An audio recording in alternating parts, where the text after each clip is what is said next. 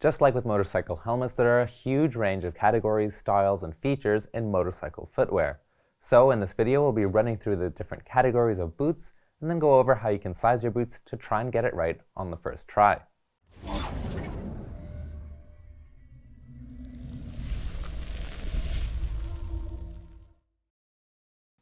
Sebastian from Champion Helmets here, and there are a lot of different options when you come to boots.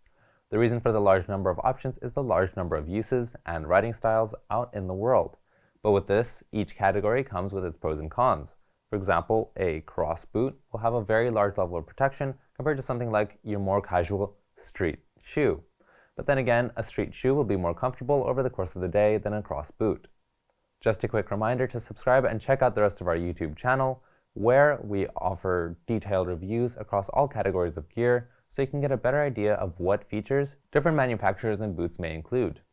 First off, let's start with the more casual urban street shoe. These shoes will mainly be just that, since they're usually designed to look like a pair of high-top sneakers so that they cover your ankles. However, as you do get to the more touring and sport touring end of the spectrum, you'll also start finding motorcycle street shoes that will be looking a bit more like casual or touring boots. So you do get some fluidity in terms of street shoes. Overall, street shoes will be a good choice if you're looking for something comfortable on and off the bike. They also come in a variety of styles and fashions, from high tops to smart casual, and they often come in waterproof and perforated versions, depending on where and when you ride, so you do get some options there. However, this does come with the caveat that they will be less protective since they won't cover your shins and they don't include any sort of anti-torsion system for the ankle. They also come with an additional danger since their laces can get caught on your bike, but this does depend on what model you're looking at, so it's a good idea to do a little more research on what boot or shoe you're considering. Next up, we come to the famous sports shoe. These shoes will often come with a high level of protection in a light package.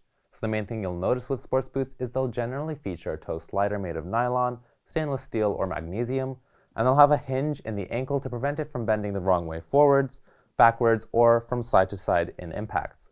So the pros of sports boots are the strong level of protection since they are built to withstand high-speed impacts. They'll be comfortable and responsive since these are built for racing, and they'll also offer race-ready features like the toe sliders that let you take those harder turns on the track. The cons of these boots will be that they won't be comfortable off the bike for any long period of time. They're not usually very weatherproof, and they'll be expensive because of the level of technology that's going into them.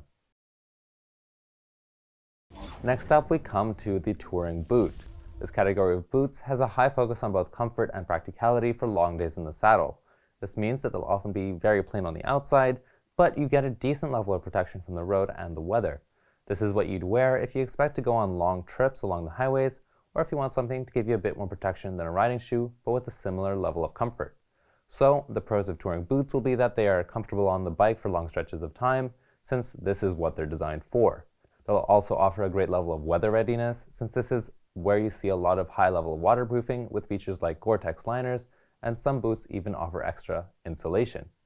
Lastly, they'll also offer more protection than an ordinary riding shoe since they usually come up to about the mid-calf. The cons of the touring boot would be that they don't offer as much protection as a sport or adventure boot, especially in the ankle, since they're trying to offer more comfort. You may also find that these boots become hot during summer rides since, if they're waterproof, as they usually are, they won't be very breathable.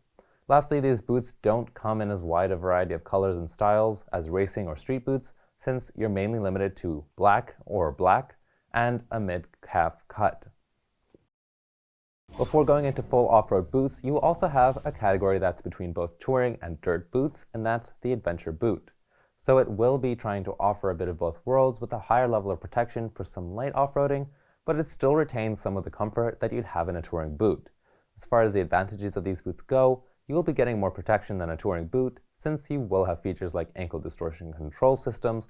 You'll also get a good level of waterproofing as well, since this is also an area of riding where you don't want your feet getting wet. These boots will also do a decent job of being comfortable while you're riding.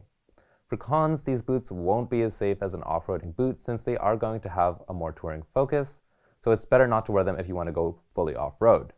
They also won't be as comfortable as a touring boot since, again, they're coming in between the two categories.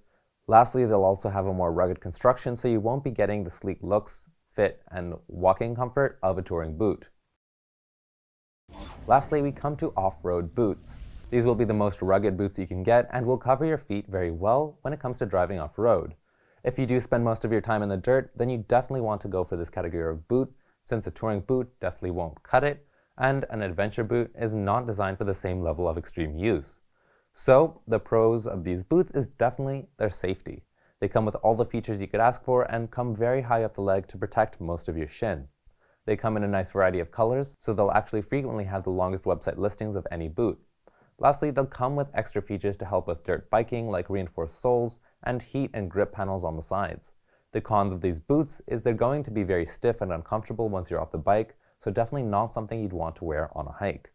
Since these cross boots also come with a lot of safety and protection built in, they'll also be coming at higher prices comparable to those of sport boots. Lastly, these boots are also going to be very heavy because of the high level of protection that they're coming with, so they won't be something you'll want to go hiking in. Not to mention, you may also have to check whether or not they're waterproof. Now, let's say you know what category of boot you'd like to go for, or even what specific boot. But what size do you order? Usually what most people do is head to a local shoe store and get themselves measured using a browning device. That's a large silver device that will give you your precise size based on the length and width of your foot. Otherwise, you can measure the shoe length with your foot against the wall and a measuring tape, as well as your prior experience with the boots or shoes. Then it's also a good idea to check whether the boots run true to size. For example, European manufacturers like Revit, Dainese, and Alpinestars will tend towards slightly more small and narrow footwear as opposed to US sizes. If you're thinking of going for a full boot, you should also keep in mind that the size of your calves and the fact that you'll likely have to wear pants under the boots as well. So it's a good idea to see how high up the boots will come and also how much adjustability you'll be getting in that area, though it's always a good idea to check out the manufacturer's website for extra sizing instructions. If you'd like to pick up a new pair of boots, make sure to head to championhelmets.com where we have a lowest price guarantee and we have a 100-day return period so you can try the boots on, and if they don't fit, you can exchange them. If you have any questions, then you can always leave them in the comments below or email, call, or contact us via our live chat on our website, where we'll do our best to help you find the boots that are right for you.